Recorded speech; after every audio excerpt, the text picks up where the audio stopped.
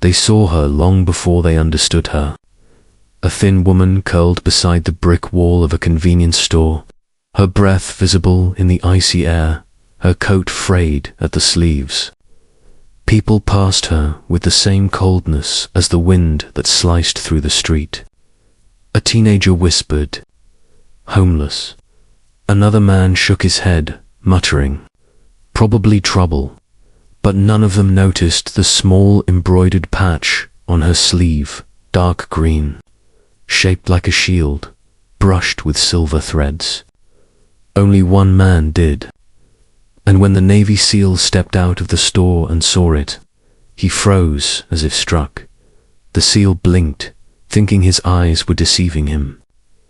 That patch was rare, almost mythical. Only members of a specialized Unit 1 that trained in brutal winter conditions, often on Christmas, earned it. But the woman hunched on the sidewalk didn't look like the stories he remembered. She looked exhausted, fighting off sleep or memories, maybe both. Snow drifted around her, settling on her torn boots. He approached slowly, not with pity, but with the weight of recognition tugging at him. "You earned that patch," he said quietly. Her eyes snapped. Open, sharp, trained, but clouded with something. Heavier than tiredness. "I did," she murmured. "A lifetime ago." Her name was Avery Hale. Once she had been known for her endurance outlasting storms, pushing through missions when others faltered. But life after service had been a battlefield of its own. A mother lost to illness, work opportunities slipping through her fingers, friends who didn't know how to comfort her silence. Avery didn't break dramatically. She simply faded, piece by piece, until she ended up here unseen and mislabeled. The SEAL sat beside her, ignoring the confused glances around them. Some people slowed, whispering in uncertainty. Others looked ashamed for their earlier assumptions. The air grew thick with a silent question.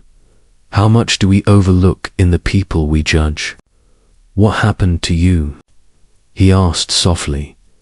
Avery's breath trembled. Nothing dramatic, just too many losses in too little time, and no one to steady me when the ground kept shifting. She looked away. "I thought I could handle it alone." The SEAL understood more than he said. He had seen soldiers fall not to bullets, but to loneliness.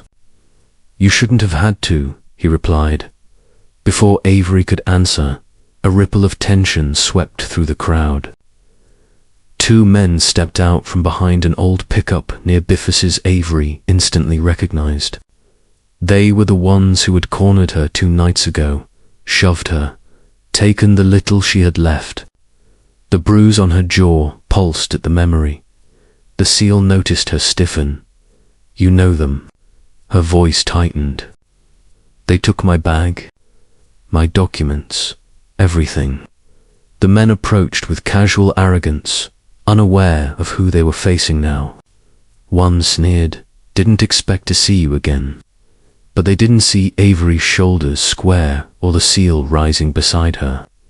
Muscles coiled with purpose, the air changed, sharp, electric. Snowflakes slowed, hanging like suspended sparks.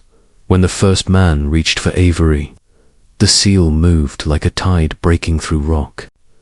Avery moved to instinct, returning like a forgotten language. Their movements synchronized, almost artful. A block, a pivot, a disarm, a step that turned into a reclaiming of self. The crowd gasped. Someone whispered, "She's not homeless. She's a soldier." Another murmured, "We were so wrong." The confrontation ended quickly. The men stumbled away, fear swallowing their bravado. Avery stood shaking less from cold, more from the rush of remembering who she truly was. The SEAL steadied her. "You haven't lost who you are," he said. "You just forgot for a while."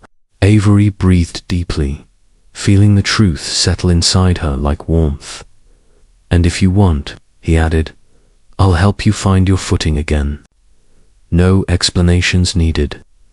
Snow drifted softly around them, and for the first time in months, Avery lifted her head and didn't feel invisible, because kindness doesn't vanish, it waits, and it finds its way back. And on that same cold sidewalk where she was once overlooked, her strength rose again like breath in winter air.